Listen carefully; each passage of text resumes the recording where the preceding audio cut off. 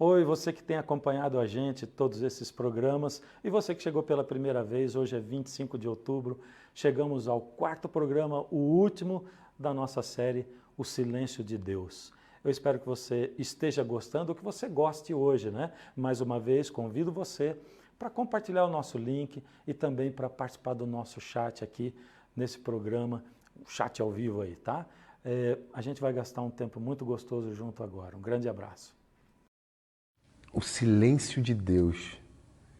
Porque Deus diz que vocês que veem, mas não enxergam, ouvem, mas não entendem, é porque ouvem de mau grado e não querem correr o risco de serem transformados por mim, disse Deus.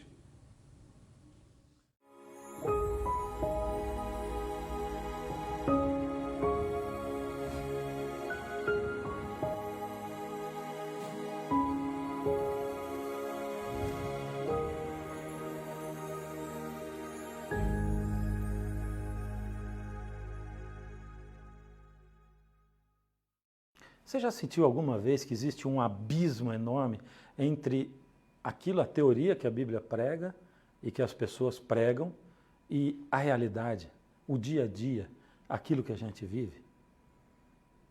Muitas vezes as pessoas dizem coisas, ou nós lemos na Bíblia mesmo, que na vida, no dia a dia, parece que não fazem sentido. Eu vou pegar um desses textos maravilhosos, que servem de inspiração para muita gente, para nós, quem sabe serviu para você, mas que quando a gente analisa, parece que, presta atenção, Romanos 8, 28 diz assim: sabemos que todas as coisas cooperam para o bem daqueles que amam a Deus, daqueles que são chamados segundo o seu propósito. Prestou atenção? Aqui está dizendo assim, ó, sabemos que todas as coisas cooperam para o bem daqueles que amam a Deus. E aí, já tinha ouvido esse texto antes? Já tinha lido alguma vez? Já tinha meditado nele? Já tinha se sentido amparado por ele? Mas pensa bem, é assim que acontece na sua vida, no dia a dia? É assim que você tem sentido que todas as coisas que têm acontecido ao seu redor e que têm acontecido na história da sua vida, elas têm realmente contribuído para o seu bem? É isso? Ou a impressão que você tem é do contrário? Que você vive ali se apegando na sua fé em Deus, mas quanto mais você pede, pior fica. Quanto mais você clama e pede uma resposta de Deus, mais em silêncio ele está. E aí de repente você fala, mas tem um abismo. Aqui está dizendo que todas as coisas cooperam para o bem dos que amam a Deus. Senhor, eu te amo. Eu te busco, eu acredito em ti, Senhor. Por que o Senhor não age na minha vida? E o que a gente faz com esse abismo? Vou contar para você uma história de duas pessoas apaixonadas. O nome dele, como bom brasileiro, Zé. O Zé trabalha numa oficina, e na oficina, um dia, ele estava lá quando chegou a noiva dele. Quem era a noiva dele? Bom, a noiva dele, muito especial, demorou muito para encontrar aquela garota. Sabe como é que é, né? Garota para casar mesmo, é difícil, né? Ele tinha namorado outras, mas para casar demorou um tempão. E quando ele achou, ele disse, essa aqui eu não posso perder, eu tenho que guardar essa aqui para mim. E aí vai e tal, e conseguiu marcar o casamento. Sabe, a vida é difícil, o Zé é um camarada pobre, trabalhando todo dia ali, dando duro na oficina. Mas de repente, num belo dia, o casamento marcado, noivo, de aliança e tal, e de repente a noiva chega na oficina dele, ela está com a cara muito estranha, ela diz assim, Zé, procura um canto porque eu tenho que te contar um negócio. O Zé se assusta. Fala logo, mulher. Zé, eu te falei, procura um canto, não dá para falar assim. Eu acho um canto que eu tenho que te contar uma coisa muito, está me preocupando demais. Ei, meu pai do céu. E o Zé foi, arrumou um cantinho, disse, fala logo, desembucha, mulher, estou ficando desesperado. Zé, antes de eu te falar, eu tenho que te fazer uma pergunta. Zé, é assim, olha, se todas as evidências estiverem contra mim, mas mesmo assim eu disser que eu sou inocente, você acredita em mim? O Zé, ô mulher, mas o que está acontecendo? Acredita em mim ou não acredita, Zé? Eu acredito, mulher, mas fala logo. Zé, eu estou grávida. O problema é que eles nunca tinham tido relação sexual. Grávida? Ela disse, Mas fique tranquilo, isso foi um anjo que apareceu no meu quarto e eu estou grávida agora. Você sabe do que eu estou falando, né? Estou falando de José e Maria, da Bíblia, os pais de Jesus. É que a gente nunca pensa nos dois dessa maneira, né? Mas a Bíblia diz exatamente isso que aconteceu com José e com Maria. Presta atenção. Mateus capítulo 1, verso 18 em diante. Ora, o nascimento de Jesus Cristo foi assim. Estando Maria, sua mãe, desposada com José, desposada era porque o contrato tinha sido assinado, mas não tinham casado ainda, sem que tivessem tido relações sexuais, achou-se grávida pelo Espírito Santo. Mas José, seu esposo, sendo justo e não querendo difamar, resolveu deixá-la secretamente. Enquanto pensava nessas coisas, eis que lhe apareceu em sonho um anjo do Senhor, dizendo: José, filho de Davi, não temas receber Maria como tua mulher, porque o que nela foi gerado é do Espírito Santo. Uau! Imagina, eu fico imaginando se eu fosse o José, né? De repente, minha noiva chegasse assim: eu estou grávida, mas fica tranquilo, apareceu um anjo do meu quarto e disse que eu estou grávida pelo Espírito Santo.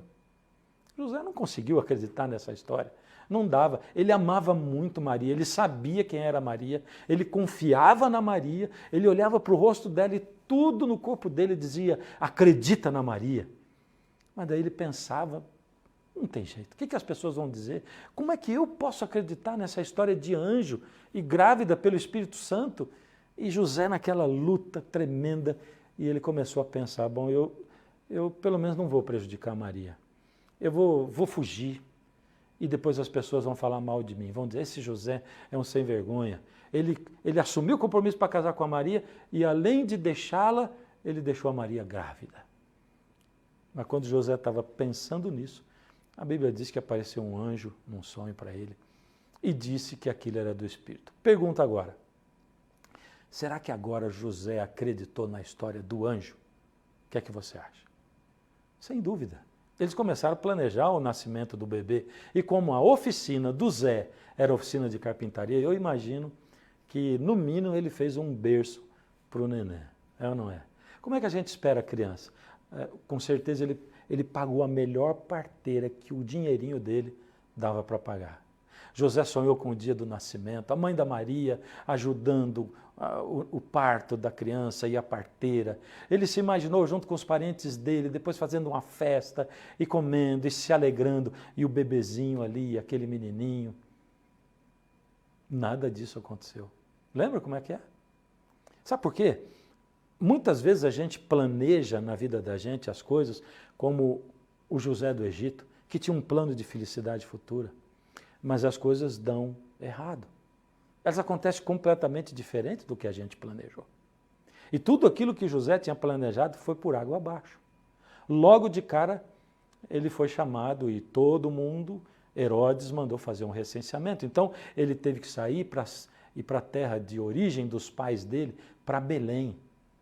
Agora fica imaginando, sabe? Outro dia, na época da Páscoa, eu vi uma propaganda de um filme que ia passar do nascimento de Jesus. E eu fiquei pensando comigo assim: esse pessoal não tem nem imaginação, né? Porque parece uma cena assim de Maria, José puxando, aquela cena clássica, José puxando o jumentinho, Maria sentada em cima do jumento, chegando em Belém, assim com um manto impecável de bem passado, assim, e ela com um olhar angelical passando a mão na barriga.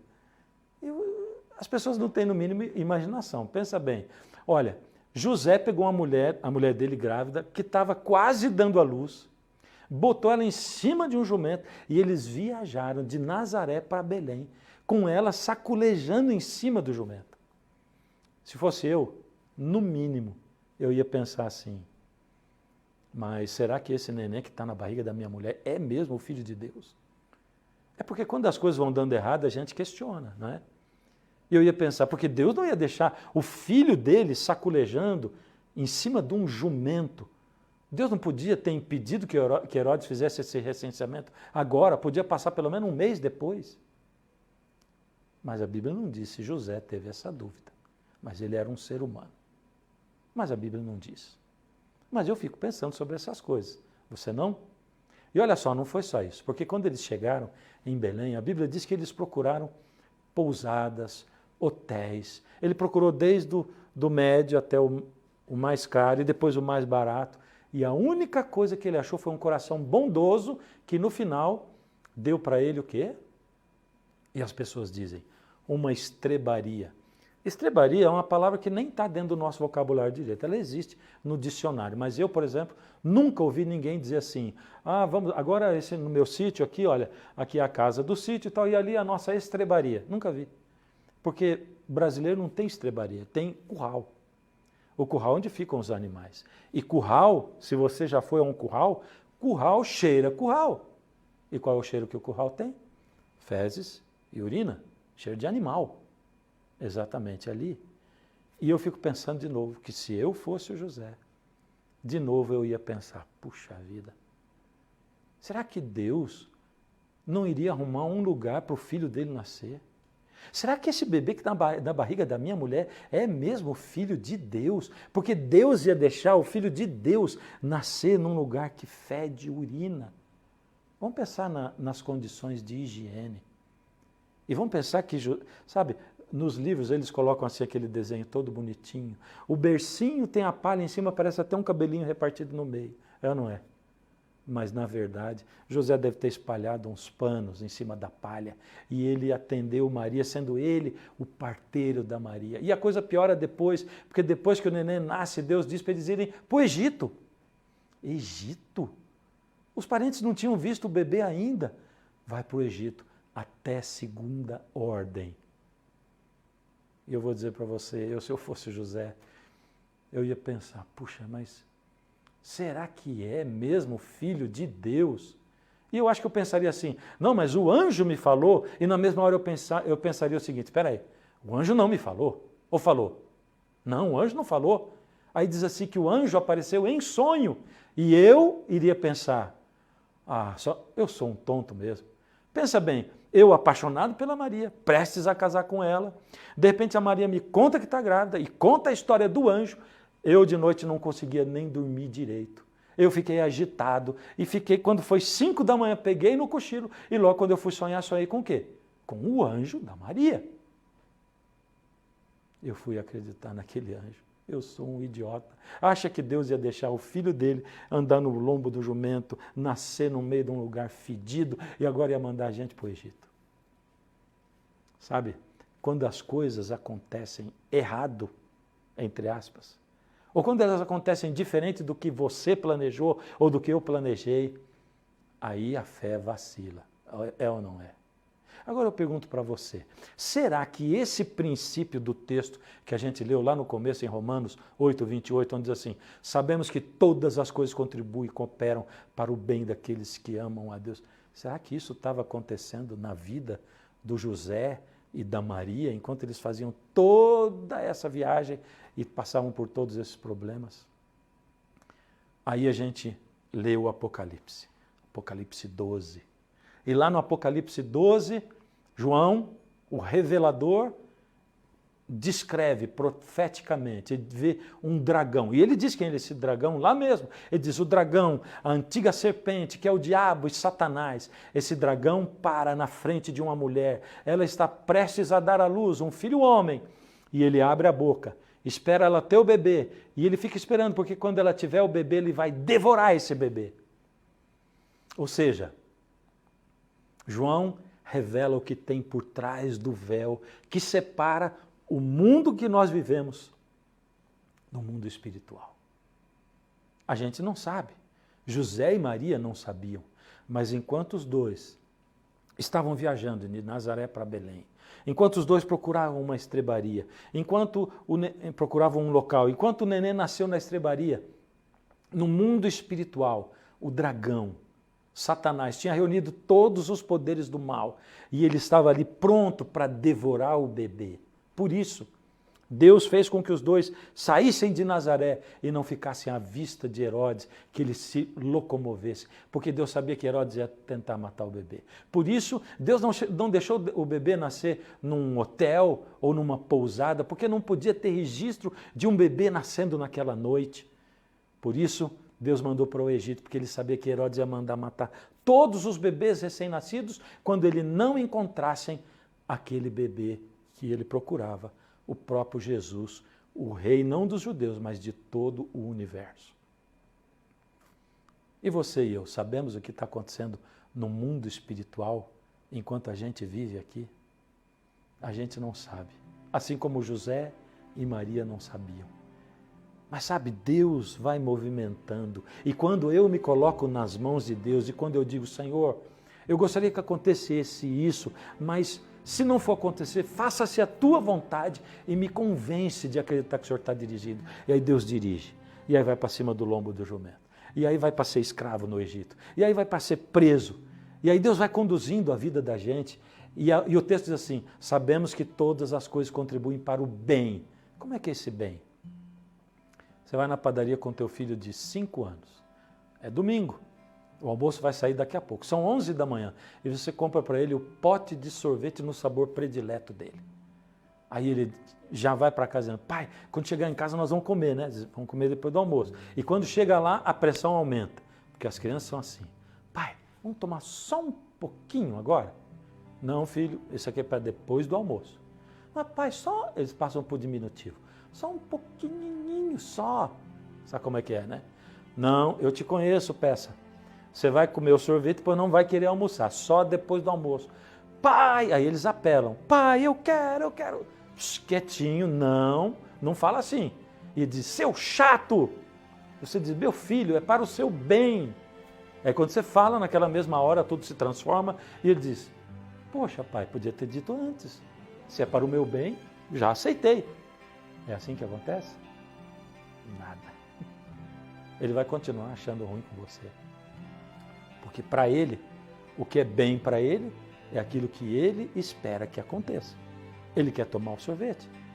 Não adianta você sentar com ele e dizer, meu filho, é para o seu bem-estar total e geral. Para que você tenha um viver harmonioso e a sua saúde. E não vai adiantar. A cabeça dele não vai entender. Por isso que Deus diz assim, sabemos na palavra dele que todas as coisas cooperam para o bem daqueles que amam a Deus. Mesmo que seja ter que andar no lombo do jumento, mesmo que seja nascer numa manjedoura, num estábulo, mesmo que seja ser preso, ser escravo no Egito, Deus diz, lá no fim de tudo, você vai receber um bem eterno, maravilhoso, incomparável. Você vai receber a eternidade. E sabe, quando Deus pensa na gente, lembra, Ele está sempre pensando na eternidade. Porque essa vida é curtinha.